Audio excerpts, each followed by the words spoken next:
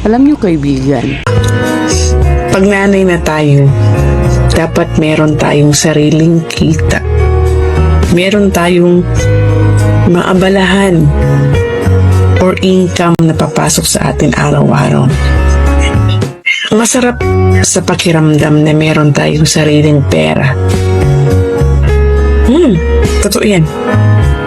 Isa pa, pag meron kang gustong bilhin, mabibili mo na. Hindi ka na maghihingi sa partner mo. Diba?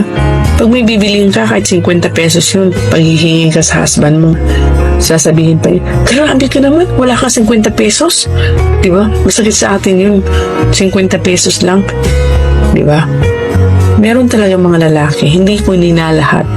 Meron talagang lalaki na nagdadabog pag nagbibigay. Sa totoo lang. Minsan nga, ang iba hindi nagsasalita pero sa loob nila masakit na yun.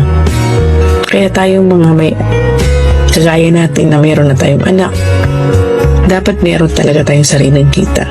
Alam mo ba kung bakit dapat meron tayong kita?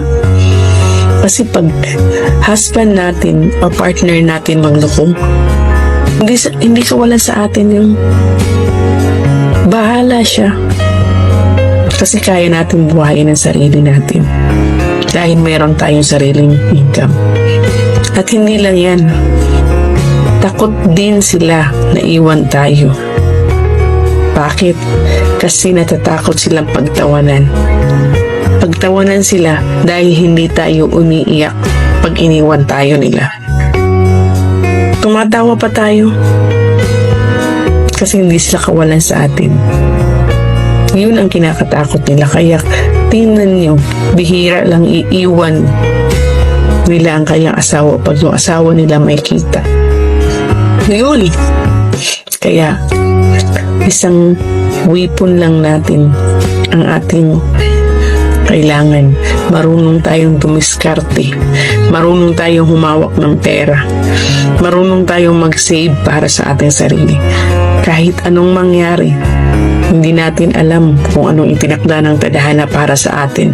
Kasi sabi na, minsan lang may forever. Pero dito sa ibabaw ng mundo, walang forever. Yun. Kaya, ngayon pa lang, pag-isipan mo ng mabuti na dapat meron tayong masisave para sa ating sarili. Thank you. Share ko lang.